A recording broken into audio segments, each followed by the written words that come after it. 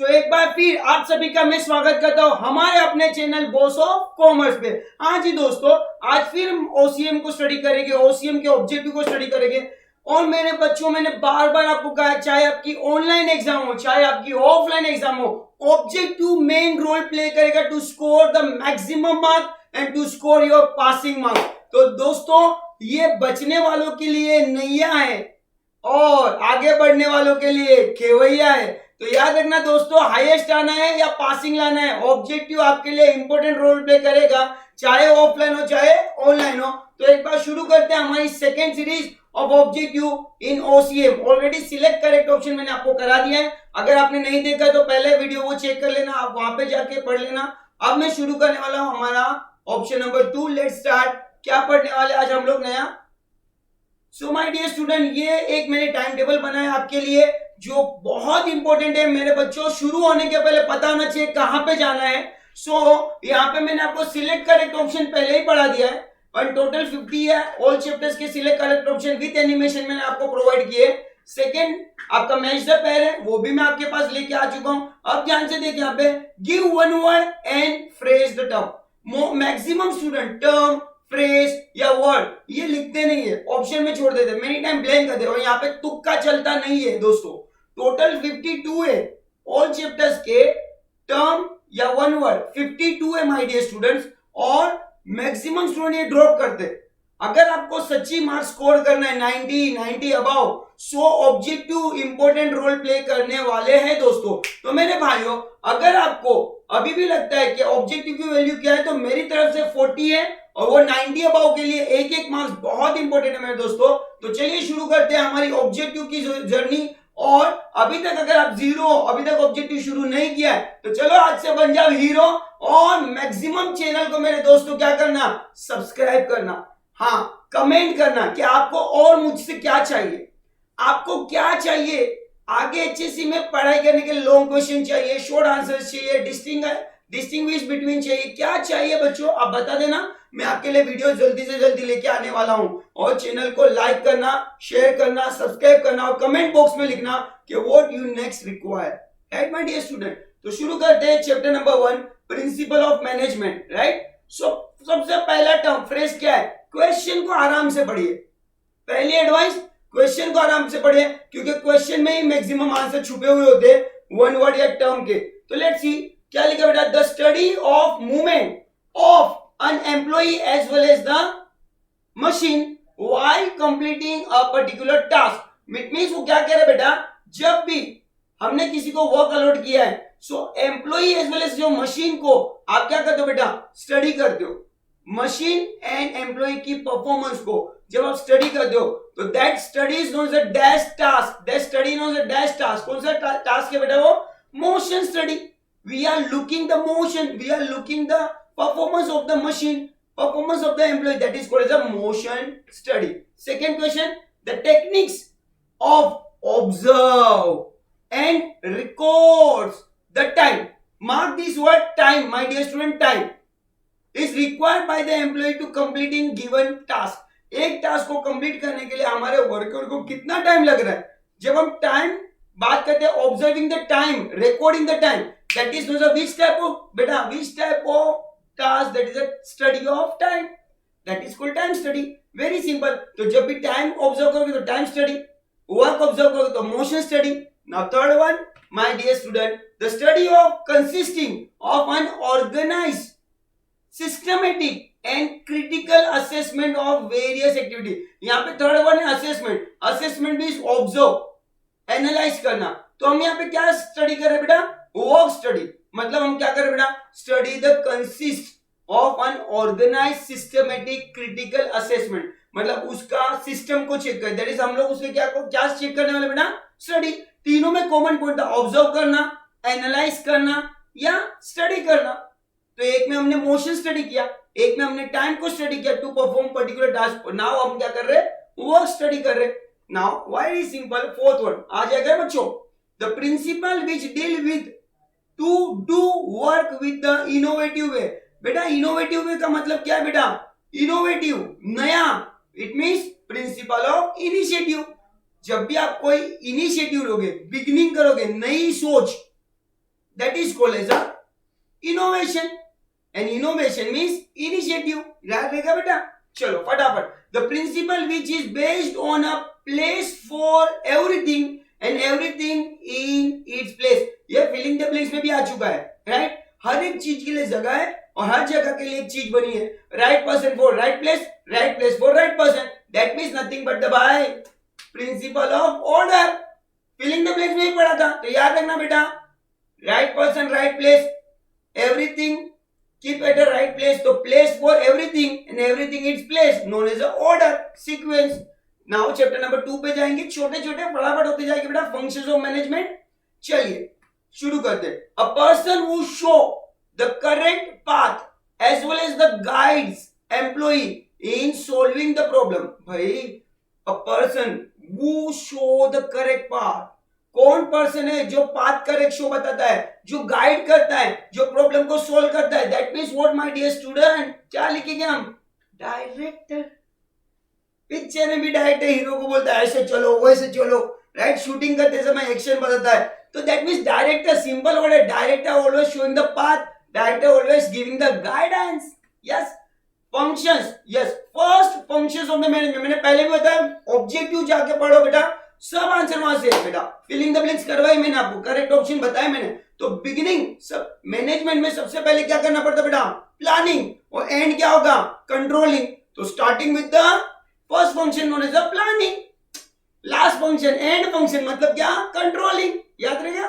चलो very good. आ गया, देखो जो बोला वही पाया मेरे दोस्तों. Last function of the management known as the controlling. First person planning, last function controlling, right? चलिए आगे बढ़ते. It is an intellectual process. भाई साहब इंटेलिजेंट प्रोसेस. इंटेलेक्चुअल का सोचना पड़ता है, बुद्धि लगानी पड़ती है. तो कौन सा ऐसा प्रोसेस है जिसमें बुद्धि लगती है? Logical thinking and rational decision making लगती है. तो भाई प्लानिंग तो बनाना पड़ता है ना अपने को. प्लानिंग बनाने के लिए क्या करना पड़ता है? Intellectual thinking. प्लान कभी देखा है जानवरों को प्लानिंग बनाते हुए? Uneducated people, they started to do the work, they started to perform the work. आप लोग सब एजुकेटेड हो, इसीलिए मैंने आपको बिगनिंग में प्लान बताया है कि कितने ऑब्जेक्टिव पढ़ने हैं, right? Because of that now we are started. तो चैनल को फटाफट सब्सक्राइब करो, ऐसे ही इंटरेस्टिंग वीडियो में लाने वाला आपके लिए. और ऑब्जेक्टिव का टेंशन मेरे पे छोड़ दो, क्योंकि बार बार मैंने बताया है सोने के पहले दूध के साथ ऑब्जेक्टिव घोल के पी लेना. आपके पूरे 40 मार्क आपके पास आने वाले हैं, राइट? और बच्चों मेरे डिस्क्रिप्शन में व्हाट्सएप की लिंक दी है बच्चों. व्हाट्सएप की लिंक को क्लिक करो, एक व्हाट्सएप ग्रुप जनरेट हो जाएगा जहां पे मैं आने वाले वीडियो की इंफॉर्मेशन तुरंत देने वाला हूं. तो ये है प्लानिंग कि भाई होने वाला क्या है वो तुरंत जानना है. हमारी एग्जाम कैसे होने वाली, आज तक जो भी इंफॉर्मेशन मैंने दी है ऑन टाइम दी है और without any wrong information, without any threatening. बच्चों को डराए बगैर इंफॉर्मेशन देता हूं जो सही होती है, राइट? सो यस, सब्सक्राइब कर लेना और मेरी लिंक को क्लिक करके व्हाट्सएप ग्रुप ज्वाइन कर लेना बच्चों, ठीक है? चलिए आगे बढ़ते हैं. The term that is used to denote the structure. अच्छा, स्ट्रक्चर मतलब क्या भाई साहब? तो स्ट्रक्चर मतलब organisation. Organisation is a what? Structure, system, right? चलिए, इट इज द प्रोसेस. फिर से क्वेश्चन है, ये कौन सा प्रोसेस है वो गेस करने को बोल रहे हैं. It is the process of attracting, recruiting, selecting, placing and appraising and remunerating. पे करना. भाई ये कौन सा प्रोसेस है जहां पे हम लोग क्या करते हैं?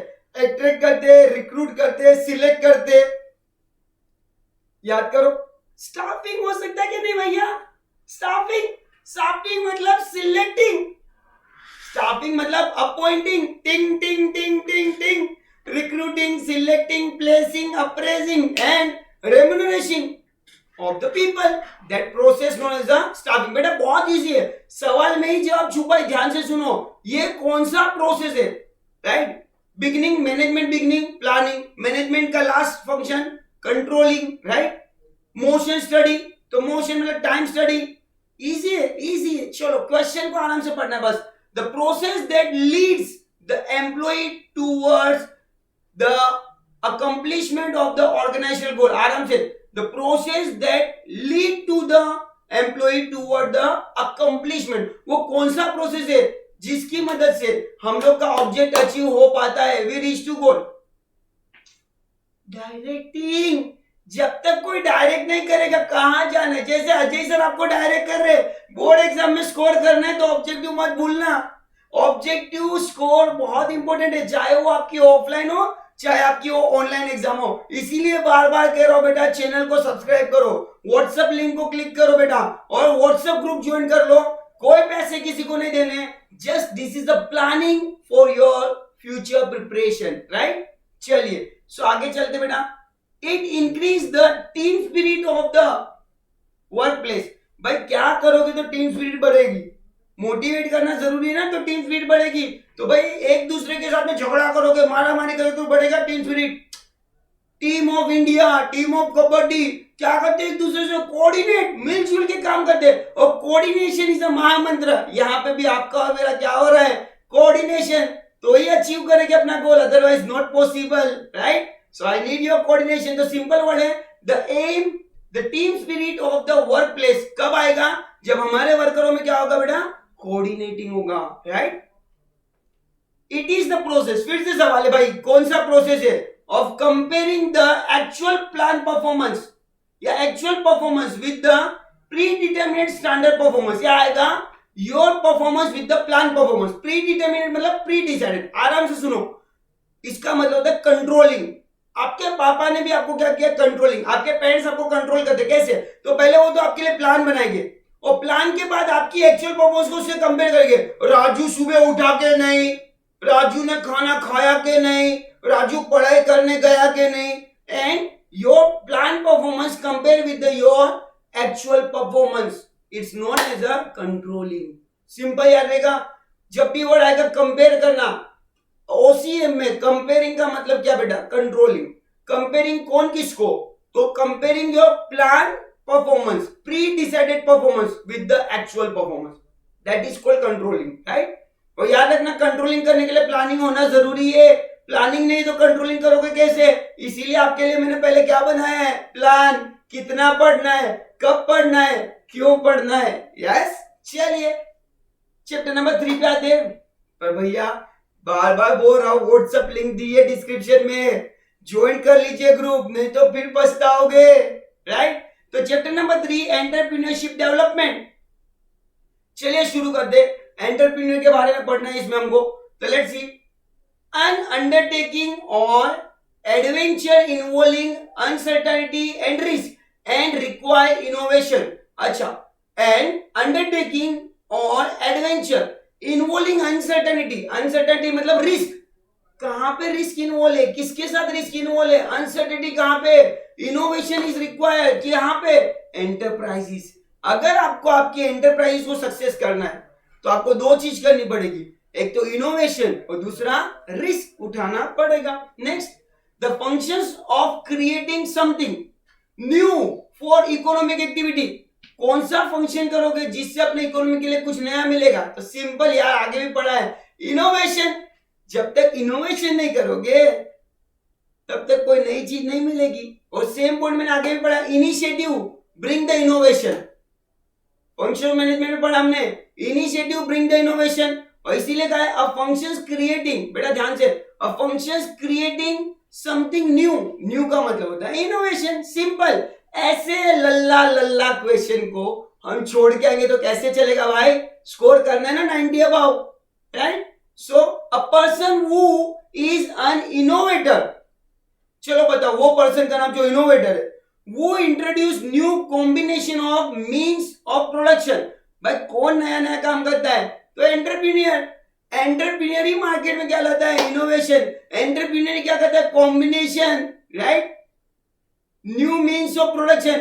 भाई साहब सुनो, बाइक चलाते थे, इतना चला के पेट्रोल 100 पे पहुंचने आया है, मतलब पेट्रोल महंगा हो गया। नाउ इनोवेशन, गैस वाली गाड़ी, गैस चलाते चलाते खत्म हो गया, अब नया आया इलेक्ट्रॉनिक बाइक। तो ये क्या है भाई, ये एंटरप्रेन्योर, ये जो नई थिंकिंग के साथ आता है, नए मींस से आता है और प्रोडक्शन करता है, create certain alternatives in the market, it is known as entrepreneur.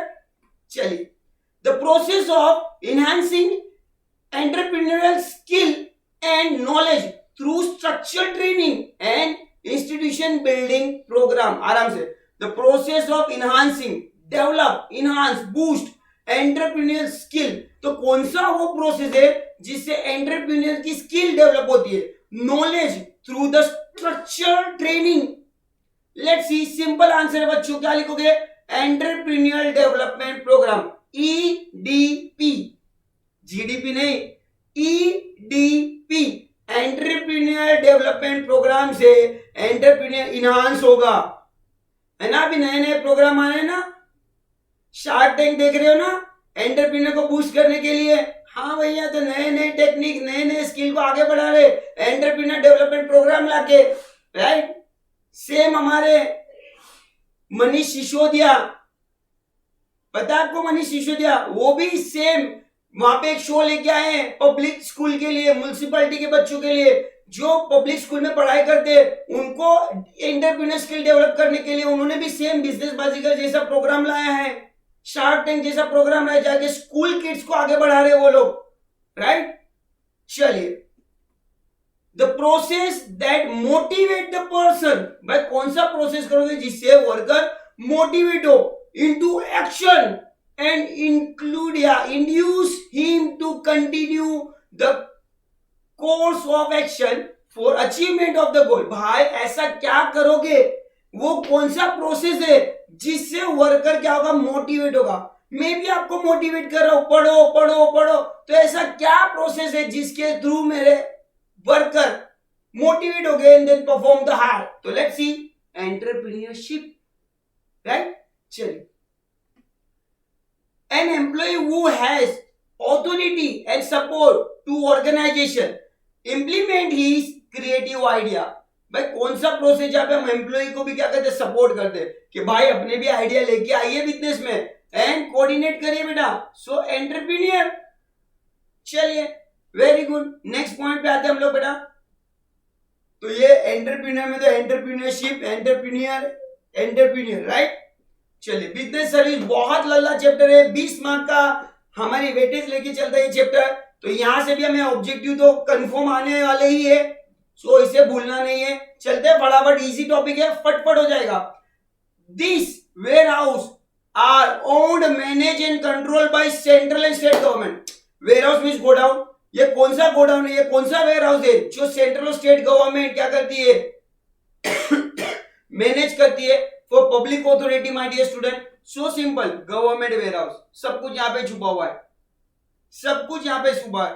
Answer में जवाब है, मैंने बता दिया आपको. वेयर हाउस गवर्नमेंट, तो government warehouse which is manage by central और state government. Second, an art of exchanging idea, facts, information from one manus to another manus, that is the one person to another entity. तो भाई उसे क्या कहेंगे? Which is art, which idea, किसके through अपने idea को आप change करते हो? सिंपल. सिर्फ इंसान ही कर सकता है, ये जानवर नहीं कर सकते. तो भाई हमें कम्युनिकेशन का पावर दिया हुआ है और अब हम सोशल मीडिया पे कम्युनिकेट कर रहे हैं. तो मैं बार बार कह रहा हूं, व्हाट्सएप लिंक डिस्क्रिप्शन में दी गई है बच्चों. प्लीज लिंक को क्लिक करके ग्रुप ज्वाइन कर लीजिए, क्योंकि आने वाले सभी इंपॉर्टेंट आंसर्स की लिंक मैं वहां पे पेश करूंगा. तो you will get easily connect with me. जो भी नई इंफॉर्मेशन तुरंत मिल जाएगी बच्चों. सो कम्युनिकेशन का वो भी एक जरिया है. इसीलिए कहा है is the art of exchanging idea, facts and information. तो हमें क्या करना पड़ेगा? Communication, right. A rail system in which the track consists of a single rail or beam. तो कौन सा रेल सिस्टम है जहां पे सिंगल? मोनोरेल. मोनोरेल वो रेल है जहां पे क्या है बेटा? Which system which track consist single rail, एक ही रेल बीम पे चलती, right. Next, a transport system used to carry petroleum and gas. A transport system used to carry petroleum and gas. So pipeline, बेटा वो pipeline के through petrol और gas जाता है ना, राइट. तो transport system used to carry petrol and gas. Petrol और gas को कैरी करने के लिए कौन सा सिस्टम यूज करते हैं? तो पाइपलाइन ट्रांसपोर्ट सिस्टम. चलिए. A ministry that looks after the development of surface transport throughout the country. भाई कौन सी मिनिस्ट्री है जो डेवलपमेंट ऑफ सरफेस ट्रांसपोर्ट को लुक आफ्टर करती है? मिनिस्ट्री। कौन सी ministry? Road transport and highway. जो सरफेस ट्रांसपोर्ट को क्या करती है बेटा? लुक आफ्टर करती है। चलिए क्वेश्चन में ही बहुत सारे आंसर मिल जाएंगे। Now fifth one, emerging modes of business, right my dear student, emerging mode of the business.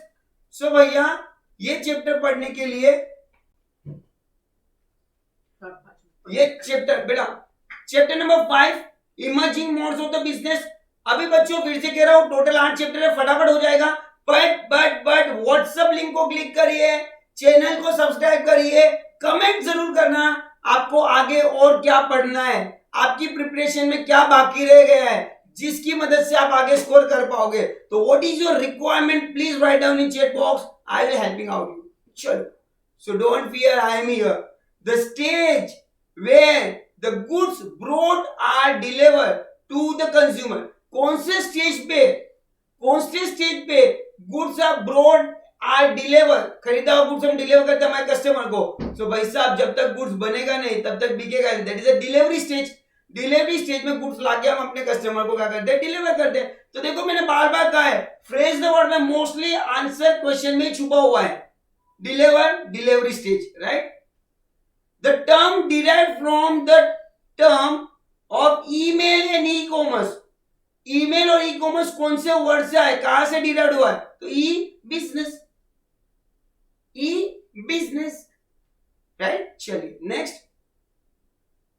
The transaction which is done with the help of the internet. ये तो आज के जमाने में छोटे बच्चों को भी पता है। यस, किसकी मदद से आप लोग? The transaction which is done with the help of the internet, online transaction. देखो इंटरनेट को ऑनलाइन कहते हैं और ट्रांजेक्शन मैंने बार बार कहा आपको, क्वेश्चन को जरा ध्यान से पढ़ो, आंसर वहीं पे छुपा हुआ है, सिर्फ ढूंढ के लिखना है, राइट। चलिए, the first step in an online transaction.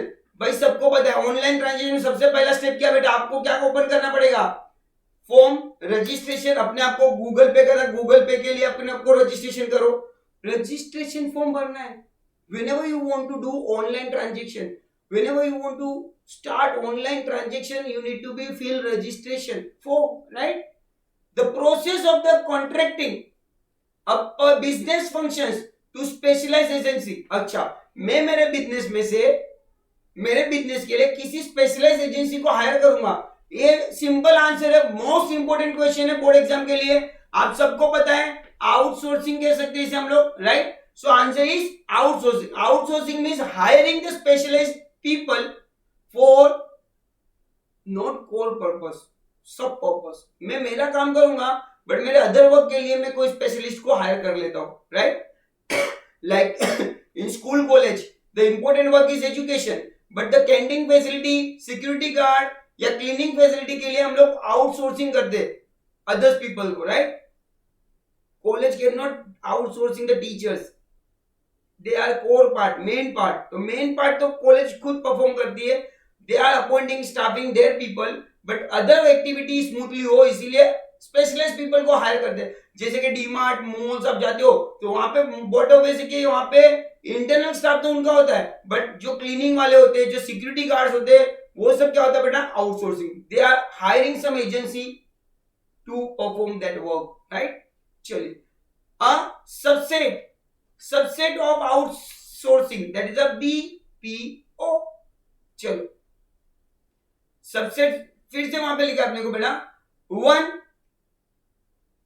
Okay, subset of outsourcing तो केपीओ हम लोग बोलेंगे। चलिए, one of the value added BPO service which is involve legal work. Yes, जैसे कि वेरिफिकेशन करना है या ये सब कामों के लिए हम लोग बीपीओ को हायर करते, तो वो कौन सा बीपीओ है? तो लीगल प्रोसेस, राइट। तो LPO related with the legal process, L for legal, right. चलिए आराम से, 2 ही चैप्टर बाकी, फटफट खत्म हो रहे। Chapter number 6 social responsibility of a business, right. चलिए स्टार्ट करते हैं मेरे बच्चों। बट शुरू होने के पहले गया, अभी आए हो आप तो पूरा लिंक देखना। ओसीएम के टोटल 8 चैप्टर के सिलेक्ट करेक्ट ऑप्शन के वीडियो मैंने बना के पहले अपलोड कर दिए, तो पहले वो देख लेना। उसके बाद टर्म या फ्रेज को हम लोग सिलेक्ट करेंगे।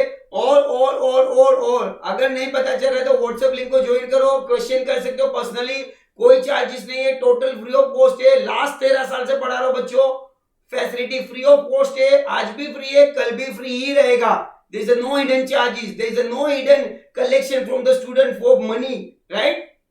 yes, तो बने रहना, don't fear, I am here. chapter number 6, social responsibility of the business, right? Let's start. Name the philosophy related to the social responsibility propounded by Mahatma Gandhi. Yes भाई, वो कौन सी फिलोसॉफी जो महात्मा गांधी हमें दे गए? तो लेट्स सी, एक दूसरे पे क्या करो, एकला चलो नहीं, भरोसा करो, ट्रस्टशिप। यस, ट्रस्टशिप का जो फिलोसॉफी है वो हमें हमारे महात्मा गांधी जी ने प्रोपाउंडेड किया था। एक दूसरे पे भरोसा करो, ग्रुप में रहो, राइट, देन विन करो। तो आप मुझ पे भरोसा करो, मैं आप पे भरोसा कर चुका हूं, राइट। अ ड्यूटी बिलोंगिंग या duty बिलोंगनेस of business directed toward the welfare of the society. So which duty? भाई welfare of the society करना है, प्रॉफिट नहीं कमाना है, that is a social responsibility. तो social responsibility आपकी, मेरी भी social responsibility for my nation, for my state student. If I am teacher, तो my responsibility to give a free education, right education to my children, right? That is my social responsibility. So that I am giving you. तो बेटा आपकी भी जवाबदारी है अपने दोस्तों तक ये सब चीजें पहुंचाओ, उसका भी भला करो। It is your duty, it is your obligation of the as a friendship, right. तो बिजनेस का ऑब्लिगेशन क्या है? Social responsibility. Getting good quality product is the basic rights of, बेटा अच्छा प्रोडक्ट लेना, ये क्या basic rights of this group of the society. किसका राइट से अच्छे गुड्स लेना? गुड्स खरीदता कौन है भाई? कंज्यूमर। तो कंज्यूमर का बेसिक अधिकार है, जो भी प्रोडक्ट मिलता है क्वालिटी होनी चाहिए एंड किफायती होना चाहिए, राइट। चलिए, providing fair return on the investment. अच्छा, मैं बात करूं इन्वेस्टमेंट की, return responsibility of the organisation toward the dash group. कौन सी ग्रुप की जवाबदारी है कि वो फेयर रिटर्न दे? तो भाई इन्वेस्टर तो इन्वेस्ट कर रहे, तो किसकी जवाबदारी है बेटा? ध्यान देना, investors. Providing fair return on investment is the responsibility of their organization toward, अगर मैंने बिजनेस में इन्वेस्ट किया तो बिजनेसमैन की जवाबदारी है कि अच्छा रिटर्न दे, बट किसे? इन्वेस्टर को, राइट। चलिए, rule of standard dealing with the morality in a business environment. So कौन सा रूल है जो मोरालिटी से डील करता है, right. So business ethics, what is wrong, what is right, what is good, what is bad, what is a ethical. So ethics बचपन से सिखाते, बड़ों की रिस्पेक्ट करो, राइट, रिस्पेक्ट टू एल्डर, चोरी मत करो। And activity motivate by profit. Which activity? तो भाई बिजनेस के अलावा कुछ भी नहीं हो सकता है, बिजनेस ही। बिजनेस का मकसद ही सिर्फ प्रॉफिट कमाना, राइट। चलिए, earning foreign exchange is the responsibility of the organisation toward this group. भाई फॉरेन एक्सचेंज कमाओ, इंपोर्ट एक्सपोर्ट करो, वो किसकी जवाबदारी भाई? सो गवर्नमेंट की। Earning foreign exchange is the responsibility of the organisation toward this group, तो organisation government. Employment generation is the responsibility, employment generate करो, वो किसकी जवाबदारी भाई साहब? सोसाइटी। टुवर्ड, क्वेश्चन रीड करना। चलो, तो employment, chapter number 7 consumer protection, right. अब कंज्यूमर किंग है, कंज्यूमर राजा है। चैप्टर नंबर 7 तो फटाफट जाते हैं, चलो मजा आ रहा है। बट अभी अगर ज्वाइन कर रहे हो, सब्सक्राइब नहीं किया तो चैनल को सब्सक्राइब करो, शेयर करो, कमेंट करो, क्या चाहिए आपको और उसके ऊपर मैं वीडियो बनाते जाऊंगा। जो आपकी जरूरत है वो मेरा इनोवेशन है, एनिमेटेड वीडियो बनाऊंगा, इन डिटेल में जानकारी दूंगा। और भैया अपने चैनल की जो व्हाट्सएप लिंक दी है उसे क्लिक करना भूलना मत, क्योंकि आप डायरेक्ट ज्वाइन हो जाओगे मेरे व्हाट्सएप ग्रुप से, और जो भी क्वेश्चन है वो 1-to-1 हम सोल्व कर पाएंगे, राइट। चलिए, the commission which is entered या entered cash where value of the goods and services paid consideration does not exceed 1 crore. अच्छा, तो यहाँ पे कमीशन है पता है, district forum, state forum, national forum. तो भाई कौन सा फोरम है जहां पे 1 करोड़ से ज्यादा के केस नहीं लेते? Consideration does not exceed 1 crore. 1 crore से ज्यादा के केस कहां पे नहीं लेते भाई? डिस्ट्रिक्ट में। 1 करोड़ से ज्यादा पे स्टेट पे जाएंगे, राइट। चलो देखते हैं। A legal action initiated in a court of law regarding a matter of general public interest. Legal action initiated by court to protect the interest या to protect the general interest of the public। तो कौन सा action बेटा? PIL, public interest litigation, right. अब PIL file कर सकते हो। बहुत सारे लोगों ने लास्ट ईयर भी किया था कि एग्जाम क्यों नहीं हो रहे, उन्होंने PIL दे दिया, उन्होंने क्वेश्चन मांगे बोर्ड से। यस, तो कोर्ट में आप PIL फाइल कर सकते हो to protect the interest of general public. कौन आवाज उठाएगा? कौन आवाज उठाएगा? तो भाई किसी एक को आवाज उठानी पड़ेगी। और आप किसी और के बदले में किसी एक ग्रुप को बचाने के लिए, किसी एक ग्रुप को सपोर्ट करने के लिए भी अगर आप खड़े होना चाहते हो तो आप कोर्ट में PIL फाइल कर सकते हो, that is a public interest litigation. चलिए, the right of consumer which is about safety and protection to his life and health. भाई साहब कौन सा राइट से? जिससे सेफ्टी एंड प्रोटेक्शन की, हेल्थ एंड लाइफ के। तो राइट टू सेफ्टी। हाँ भाई, कोई आगे उड़ाने देगा, कोई आगे खंजर में घोप देगा। भाई हर एक कंज्यूमर के राइट से उसे क्या रहना है? सेफ। तो आप जो भी प्रोडक्ट बना रहे हो, yes, every organisation have to keep in their mind the consumer have a right to safety. तो जो भी प्रोडक्ट बना रहे हो, मोबाइल कान में फूट जाता है, बाइक चलते चलते, अपनी नैनो चलते चलते जल जाती है, तो रतन टाटा ने उसको रिप्लेस किया, उसमें करेक्शन किया, and they given back to the consumer with the same price without charging additional amount. So it is a right of safety. Every producer have to keep in mind to protect the interest, health of their consumer. So right, tobacco बेचते तो हैं, पर tobacco के packet पे पहले ही वो cancer का photo दिखा देते हैं, भाई खाओगे तो ऐसा होगा, then it is your choice. Unhealthy product है, but they give the warning to you, don't have that. Even people having, there is choice, right? चलिए, तो कंज्यूमर राइट सेफ्टी जरूरी। वन हु कंज्यूम और यूज एनी कमोडिटी और services. जो consumer बेटा, जो consume करता है, जो यूज करता है कमोडिटी और सर्विस, उसे क्या बोलेंगे? Consumer, right. फाइनल चैप्टर है। लास्ट टाइम कह रहा हूं बच्चों, व्हाट्सएप लिंक ज्वाइन कर लीजिए, मैसेज करिए, बेल आइकन को क्लिक करिए, और हो सके उतना ज्यादा बॉस ऑफ कॉमर्स की चैनल को बेटा शेयर करिए, सब्सक्राइब करवाइए, क्योंकि अपनी दौड़ है हजारों से लाखों की ओर। और मैं चाहता हूं कि मेरा कोई भी बच्चा ये बार बोर्ड में कम मार्क्स ना स्कोर करे। 90 प्लस लाने के तरीके बहुत जन बताते, पर यहाँ पे तरीके नहीं, आपको सॉल्यूशन में दे रहा हूं, how you can crack your 90 plus. क्योंकि वो एक मार्क जो कम पड़ता है ना, वो ऑब्जेक्टिव की वजह से पड़ता है। So I here bring each and every objective. और मैंने इनिशियली आपको प्लानिंग दे दिया है, कितने ऑब्जेक्टिव है उतना ही पढ़ना है, उससे ज्यादा कुछ भी नहीं पढ़ना है, राइट।